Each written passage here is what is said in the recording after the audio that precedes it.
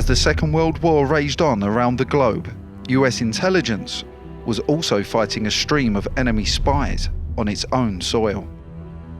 Foreign agents that posed a very real threat to the safety of the American people. The Duquesne spy ring was one such group. Uncovered in 1941, its 33 German agents were sentenced to a total of 300 years in prison.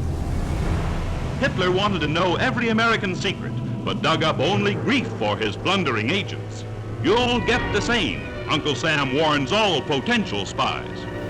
The intelligence gathered from the Duquesne spies showed that the group was discussing ways to start debilitating industrial fires across America. But just a year later, in 1942, a mysterious fire destroyed the famous USS naval vessel, the newly named USS Lafayette.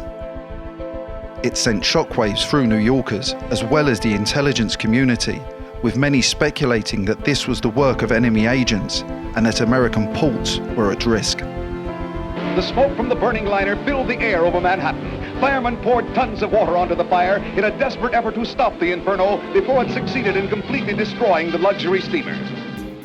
So was this the work of enemy spies? And what did any of this have to do with the Mafia? Hailing from Italy, the five families of New York were the kingpins of serious organised crime in the city.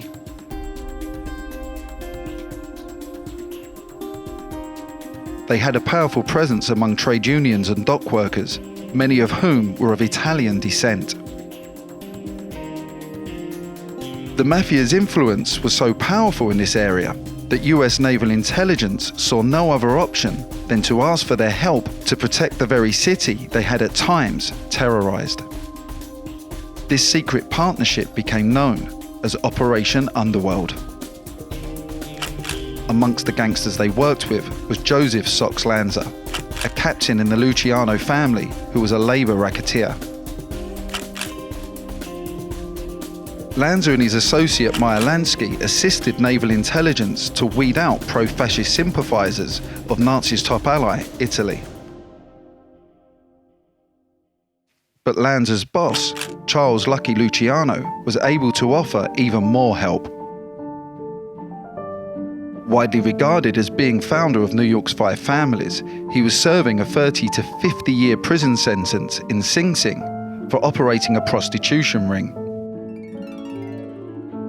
Lucky Luciano was said to have been behind a string of violent crimes, from serious assaults to gruesome murder.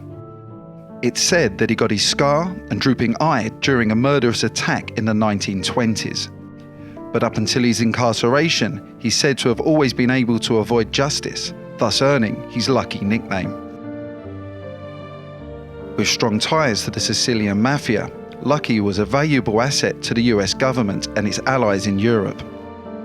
He recommended prime landing zones for troops and linked the Sicilian Mafia with dissident groups fighting on the side of the Allied forces against the fascist troops of Mussolini. But the Mafia's protection came at a price. In 1946, after the war ended, Lucky Luciano had his sentence commuted and he was deported back to his native Italy in recognition of his help. When Lucky died in 1962, he was able to return to his beloved New York and was given a lavish funeral. The story of Operation Underworld was kept secret until 15 years after Lucky's death. During the Mafia's time as unlikely guardians for American safety, there were no incidents similar to the sinking of the USS Lafayette, although there was also no conclusive evidence that the sinking was arson and not an accident. However, this remarkable deal certainly worked out well for Lucky Luciano and his mob.